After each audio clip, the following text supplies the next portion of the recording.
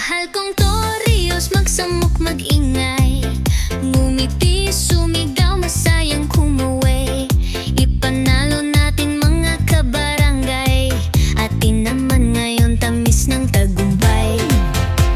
Reporter ng Marinduque News, boses mo, boses natin sa Torios. Romeo mataak, may takot sa Diyos, maglilingkod ng tapat, sapat at lubos. Number 9 sa balota, ating siyang ihalal. Boses mo sa konseho, DJ Miyong ang pangalalan. Lahat ng sektor, kanyang atindigan.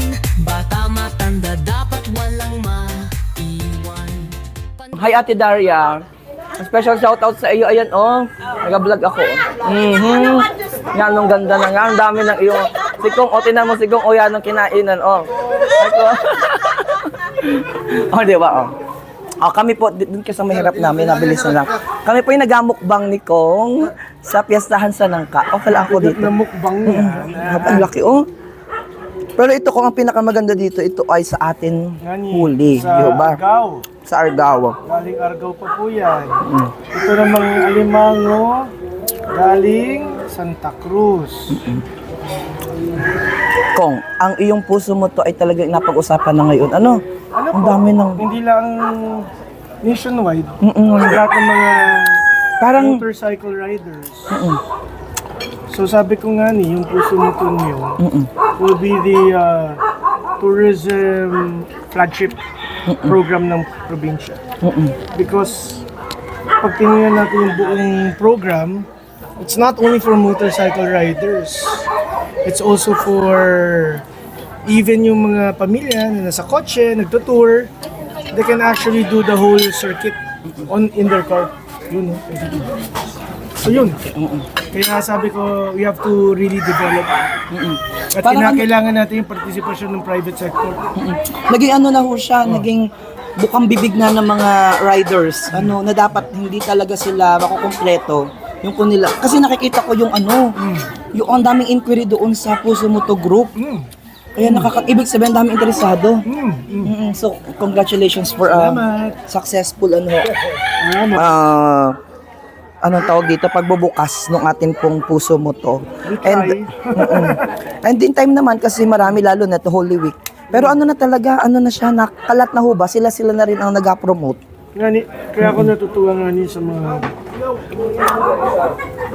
yung tumulong ba para maisapatuparan yung buong idea. Gusto mo to.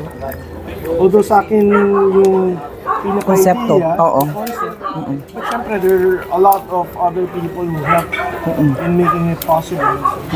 Salamat sa kanila. Dami nila. Dami, oo. Hirap i-mention. Oo nga ni, oo. Oo. Pero ang kagandahan ho nito, dire-diretso, ano na po ito? Though wala pa tayong parang yung pinakamalaking, yung grand opening nito. Parang do you have some plan like that na magkaroon tayo ng grand plan o okay na yung ginawa natin na parang initial opening, soft opening last time. That was good already. Pero we can relaunch it because yung mga ibang areas kasi parang I want it parang mas enhanced ba? Yung as to the signages, as to yung mga nagpa-participate. I want it to be a more enhanced experience. Hindi lang po sa mga riders, even for the locals. Next year nga, balita ko may mga ilang international parating rito. Siyempre, yung isang kapartner po natin, taga Boac, ang laki po ng role din niya.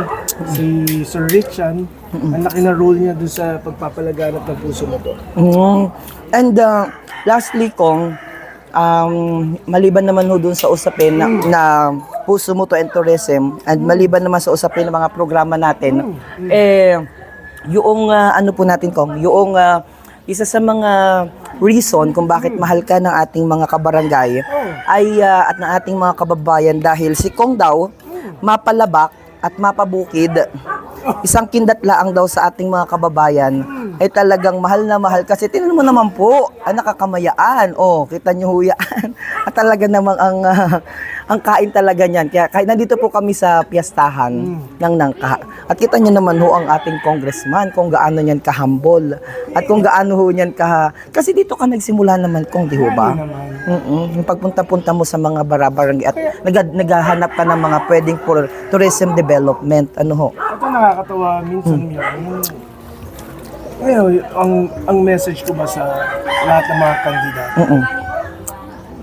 I mean, can you just campaign based on what you can do for the province? Correct. And pwede ba? Bakit ka maninira ng... Sa akin, sige, manira ka. O, ano na ba nagawa mo?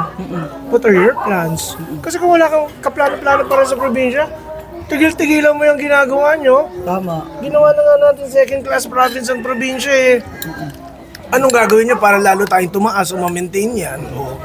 So yun lang sa akin, ano yung paninira na? Wala nang ginawa kundi manira na manira. Diyos ko na. Tsaka ano naman dapat yun, parang lumaban mo ng patas ba? Kasi parang dirty politics ang ginagawa ho nila, dapat yung good, yung latagan ng mga programa at mga plataforma. Instead na batikos ka ng batikos, alamin mo ano yung mga gagawin mo para sa, ilatag mo, ano ba yung mga plano mo. Instead na, Exactly. o kaya kami ho, sa team namin, in fairness naman ho sa team namin, nakakatuwa. Kaya mahal na mahal ko kami ang ating mga kabarangay, team independent. Sabi ho namin, wala po sa amin maninira. At kaghapon nga, nandun ho kami sa dampulan, sabi nila, matutuwa ho kami sa inyo kasi wala kayong inasiraan. Kasi naghalatag lang ho kami ng aming mga plataforma di gobyerno. What you've experience in your town, what you think should be changed. Mga ganun ba? Yan. And super happy naman ho kami. At sa amin ng pag-iikot. Saludo sa inyo. Salamat ho. And kayo rin ho. Mag-ingat kayo kung lagi ha. Kasi tayo ho ay mapasok na sa Semana Santa. Nani? Oo.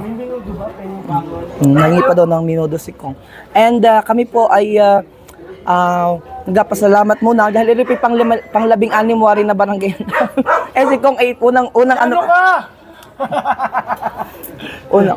Gapalan po muna kami. Bye-bye! Number 9 sa balota, ating siyang ihalal. Boses mo sa konseho, DJ Miyong ang pangalan. Lahat ng sektor, kanyang atindigan. Bata matanda, dapat walang maiiwan. Number 9 sa balota, ating siyang ihalal. Boses mo sa konseho, DJ Miyong ang pangalan. Lahat ng sektor, kanyang atindigan. Bata matanda, dapat walang maiiwan.